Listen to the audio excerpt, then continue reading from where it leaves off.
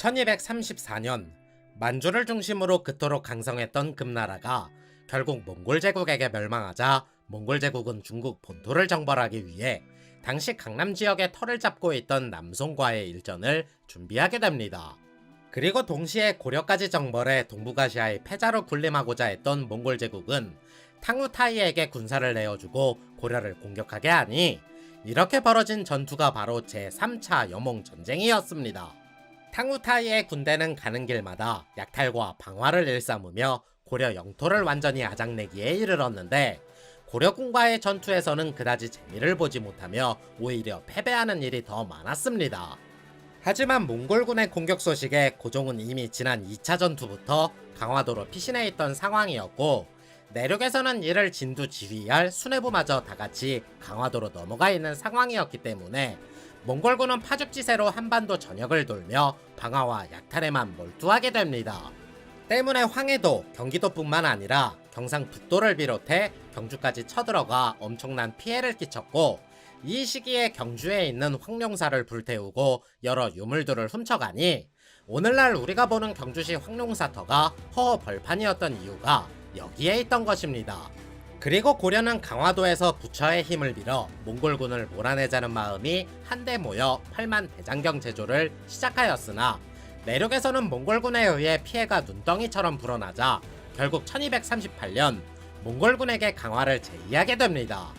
그래서 몽골군도 이듬해 봄이 되어서야 약탈을 멈추고 고려의 왕이 몽골에 넘어와 사죄한다는 조건으로 물러나게 되면서 제3차 여몽전쟁도 끝이 났는데 이후에도 왕의 건강이 좋지 않아 건너가지 못한다는 핑계로 왕족들을 인질로 삼아 몽골 제국에 보내며 몽골의 화를 가라앉히기 위해 노력하게 됩니다.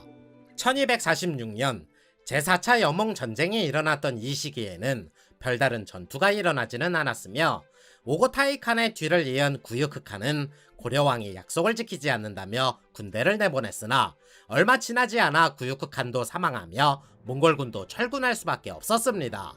이때 고려에서도 무신정권 집권자였던 최후가 사망하고 최항이 뒤를 이어 다음 집권자가 되는 등 두 나라의 지배계층의 죽음과 정권 교체로 인해 몇 년간은 조용하게 넘어갈 수 있었습니다. 1253년 남송과의 전쟁 중에 일어난 후계자 선정 문제로 몇 년을 허비한 몽골 제국은 몽케칸이 새로운 칸으로 즉위하게 되자 고려왕이 오기로 한 약속을 저버렸다며 예케에게 군사를 주어 재차 고려를 침공하니 이게 바로 제5차 여몽전쟁이었습니다. 고종과 무신정권은 강화도에서 꼼짝하지 않고 나올 생각도 하지 않자 이때 예케가 이끄는 몽골군은 철원, 춘천, 양평, 양양 등 강원도 일대를 쑥대밭으로 만들고는 충주까지 내려가 진을 쳤으나 충주성이 워낙 견고해 함락하기 어려워지자 이내 철군을 시작하게 됩니다. 결국 충주성 방어에 성공하며 철수하는 몽골군과 강화를 맺고 제5차 여몽전쟁도 끝이 났으나 그해 여름이 되자 몽케칸은 고종과 최항이 함께 항복하러 오라는 핑계로 또다시 고려를 침략하니 이게 바로 제6차 여몽전쟁이 됩니다. 제6차 여몽전쟁 때는 수군까지 동원한 몽골군에 의해 특히 전라도가 초토화되었고 지리산 일대까지 내려가 남쪽 일대를 쑥대밭으로 만들게 되었는데 이때 철수하는 몽골군에게 포로로 붙잡힌 백성들이 약 20만에 달했습니다. 이때부터 제7차, 8차, 9차까지 몽골군은 고려 북방에 주둔하며 고려를 지배하기 시작하면서 서경에서 군대를 물리지 않고 고종에게 항복하러 오라고 종용하니 고려의 앞날은 마치 풍전동화 같았습니다. 그리고 제8차 여몽전쟁 때는 최씨 무신정권이 몰락의 길을 걸으며 최항이 죽고 그의 아들 최의가 집권했으나 이내 최항의 부하였던 김준이 최의를 숙청하고 정권을 잡으면서 제9대 무신정권 집권자가 됩니다. 더불어 김준이 집권자가 된 이후 몽골군은 자랄타이를 앞세워 제9차 전쟁을 일으켰는데 이 시기에 관리가 안 되어 방치되다시피 했던 화주 일대에 몽골 제국이 통치기구를 설치하니 그게 바로 쌍성 총관부였습니다. 1259년 고려 영토를 아작내었던 몽케칸이 사망하자 다음 칸의 자리를 위해 쿠빌라이와 아리크 부카가 서로 내전을 일으키게 되는데 고려는 여몽전쟁의 종식을 위해 고종의 아들이자 왕세자였던 왕전이 직접 몽골 영토로 넘어가고 있었습니다.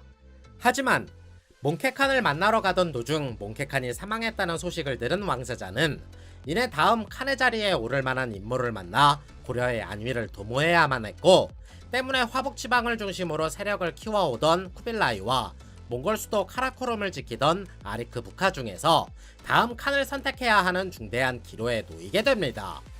그리고 왕세자는 당시 화북 지방을 중심으로 세력을 넓혀가던 쿠빌라이를 선택하고는 그를 만나게 됩니다. 쿠빌라이, 너 앞으로 칸 들 거니까 너가 칸이 되면 고려는 가만 좀 내버려두면 안 돼? 와, 그렇게 자존심 센 너희가 나에게 찾아오다니. 내가 진짜 칸이 되면 너희는 내가 지켜줄게. 그래, 내가 여기 오는 도중에 우리 아버지가 돌아가셨는데 다음 왕은 내가 될 것 같으니까 우리 앞으로도 잘 지내보자. 오, 좋아. 앞으로 너희가 우리 몽골 제국의 속국이 된다고 하더라도 고려 고유의 풍습이나 문화는 후대의 왕들이 절대로 건드리지 못하게 할게. 그렇게 쿠빌라이를 만나 귀국한 왕세자는 결국 고종이 사망하며 왕위를 이어받게 되고, 그렇게 고려 24대 국왕 원종이 됨과 동시에 쿠빌라이도 내전에서 승리하며 새로운 칸의 자리에 올라서게 되면서 나라 이름을 원나라로 바꾸어 새로운 시대의 출발을 알리게 됩니다. 그러나 약 27년간 벌어진 연몽전쟁은 이렇게 끝이 났지만 대신들은 강화도를 버리고 개경으로 다시 환도하는 것을 매우 꺼려했는데, 특히 무신정권 집권자였던 김준의 강력한 반대로 원종은 그곳에서 벗어날 수 없었습니다. 영상이 재밌었다면 좋아요와 구독 부탁드리겠습니다.